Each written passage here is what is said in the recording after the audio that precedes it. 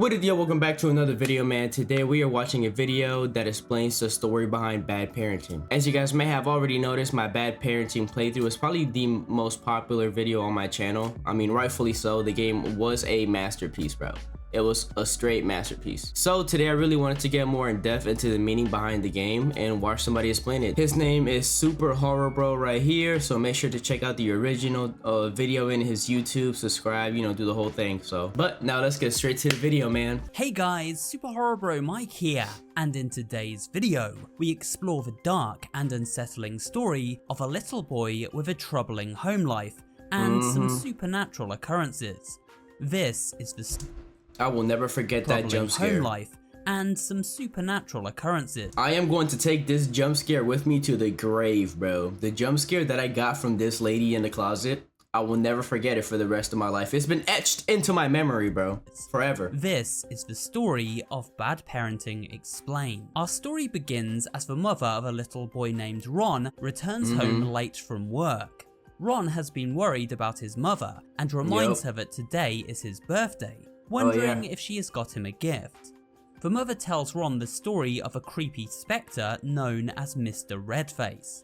If a child has been well behaved, then it is said that Mr. Redface will leave them a gift while they slumber. Ron's mother tells him that if he wishes to receive... That's so crazy how the developer of Bad Parenting made his own little fairy tale with this.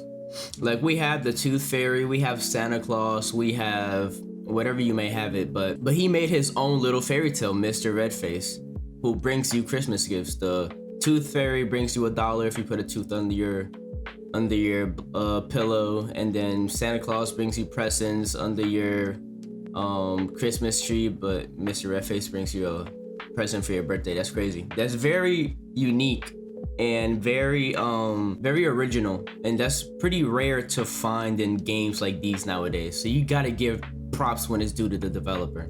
His gift, then he should go to bed right away, and so the child agrees. However, just a moment later, Ron's father shows up and begins to argue with his wife, aggravated at her late return from work and questioning where she has been. That's crazy. He scolds Ron and tells him to go to his room.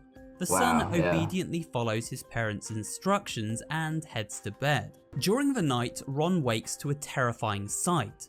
A creepy figure sneaks into his room, holding a strange doll in his hand. And that's him. That's him. Is Mr. Redface. Isn't that the him? Man shakes the doll in front of Ron before slinking over to the closet and stepping inside. And you put it in the closet. The next morning, Ron gets up to discover the doll sits in a box at the foot of his bed. A gift, as promised, left by Mr. Redface. The doll actually resembles Ron in many ways. One thing I will say that I saw in the comments is that the doll is the main character, the protagonist, and his neck is already broken. And spoiler alert, just in case you haven't played Bad Parenting, this obviously will get into spoilers.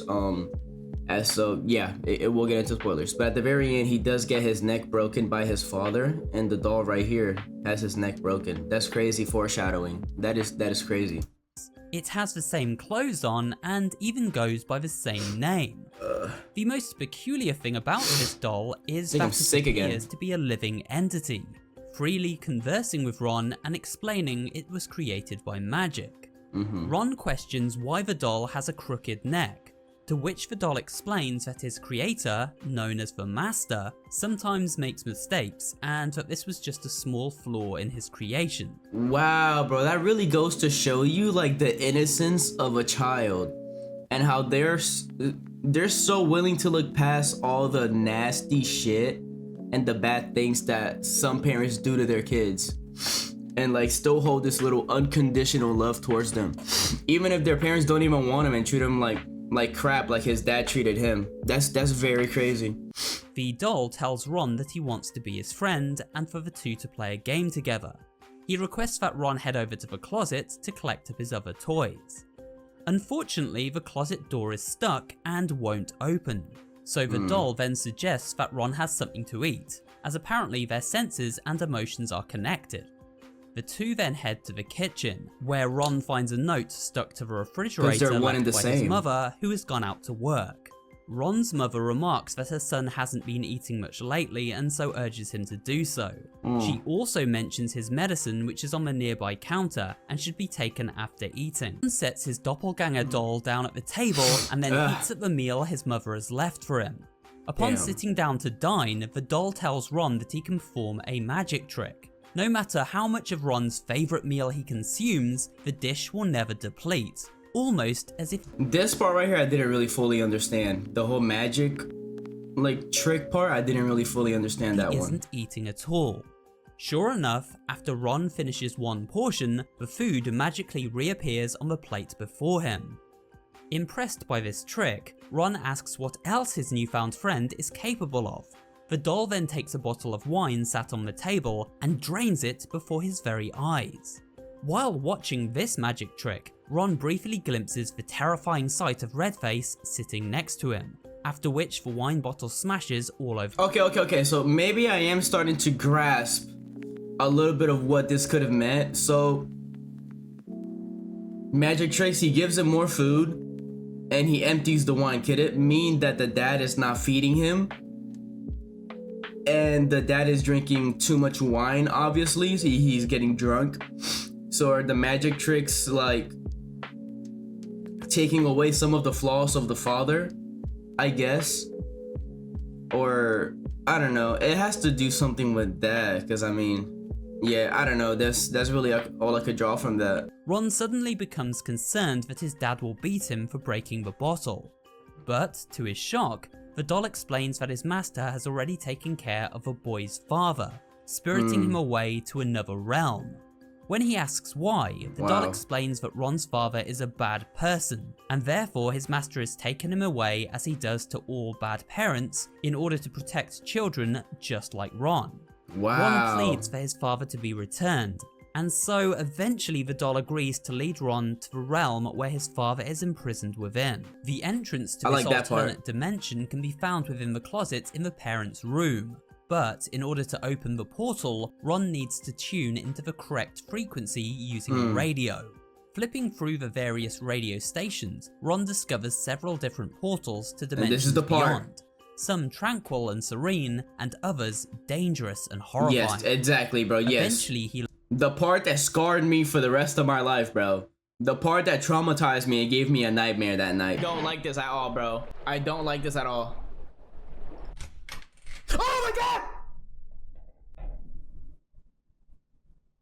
god! Locates the portal to the dimension his father is being held, and bravely steps forth.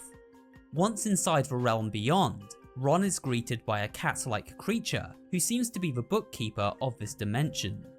Ron is asked his father's name, which he answers Bruce, and then a series of questions to determine what Bruce has done to deserve his imprisonment. The cat eventually locates Ron's father and opens a door within the forest that— So these are all the bad parents? All the bad parents' files that are kept like in store, and he's like the keeper for that, I guess? The maintainer of all the bad parents? That leads to him. I guess. As Ron makes his way toward the door, he is ambushed by 3 boisterous children. One sitting in the trunk of a car, the second who leaps from a campfire, and the third emerging from a hole in the ground. The leader of these lost children explains that, like Ron, they are in this realm to locate their parents. Ron has no time to ask further questions. He must find his father and return to the house. Upon entering the mysterious door— That also goes to show you, like I said before, the innocence of kids and the unconditional love they have for their parents, who in these situations, the parents don't even want them. Like, they're willing to go as far as to, I mean, not in real life, obviously, because you can't just go to another realm, but in this game, it really shows you how far kids are willing to go, because these 3 kids literally traveled to a whole nother realm to go get their bad parents, who were already doing bad things to them. So, yeah. Find his father and return to the house. Upon entering the mysterious door opened by the cat, Ron witnesses his father curled up on a bed in terror. "Please stop punishing me," his father begs over and over. Ron is confused and urges his father to leave with him before Mr. Redface returns. But just as he collects the card, a giant hand emerges from the doorway and snatches him back to reality. Ron wakes up in his parents' closet, his mother angrily standing over him.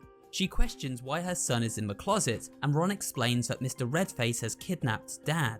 The mum doesn't seem concerned about her husband's disappearance, and reminds Ron that he hasn't taken his medication, and so is likely hallucinating and seeing things that aren't really there. Upon approaching the doll, Ron briefly glimpses Mr. Redface strangling it before turning his attention to Ron and choking him unconscious. So from what I'm guessing is that Mr. Redface is probably like his father, like a reflection of it, like a little demon that's his father that's like telling him what's gonna happen in the future or something. Because he just broke the doll's neck and the dad ends up doing that at the very end. So, and he kind of looks like him too. Ron wakes up to find his mother standing over him, worried out of her mind, his concerns about Mr. Redface. However, she is worried about her son's health, and tells Ron that she will take tomorrow off work to care for him from home. Could she afford to do that? The next morning, Ron wakes up to discover his mum is nowhere to be found. It seems she has broken her promise. Ron shows the doll the spell card he retrieved from his father's prison cell, and asks if it can be used to defeat Mr. Redface. The doll explains that it can indeed vanquish the evil entity, and so Ron returns to the realm beyond to face his fears. Once inside the other realm, Ron finds the 3 children. So I guess Mr. Redface was an actual demon, because I know in like some, like, I don't know if it's Japanese lore or not, spell cards were used to like stick on, I don't know if they stuck them on demons or they stuck them on certain places to like repel demons. So I guess Mr. Redface was a demon, and maybe he could have been a reflection of the father, like I said earlier. I don't know. Cowering behind a car, peering at a half-open doorway, where the sound of a woman crying can be heard emanating from within. Spell in hand, Ron approaches the eerie doorway and sees the silhouette of his mother crying at a table inside. The doll instructs Ron to cast the spell card into the room and run for cover. Hiding with the other kids behind the car, Ron witnesses Mr. Redface enter the room, at which point the door slams shut and the monster is vaporized by the spell card. Okay. So that, okay. I hope he goes into detail about this part. Ron returns to his home through the closet. Here he finds the doll is charred and disfigured. Because the doll's master, Redface, has been defeated, the spell he cast on the doll is now fading from existence. The doll's final request is for Ron to go outside and see his parents. Ron finds his parents by the front door, where they are engaged in a heated and violent debate. Like his back father, in the beginning. Bruce, accusing his wife of having an affair and eventually beating the poor woman for being unfaithful. That's Ron's crazy. mother argues that her husband is neglectful, sitting at home drinking and leeching off her all year round. The mother tells him she wants a divorce and will take her son with her away from the husband's abusive behaviour. She leaves to let him cool down. Ron then witnesses his father begin drinking himself into a stupor. She should have took the kid. A sequence eerily reminiscent of the scene we witnessed earlier when the doll was carrying out their magic trick.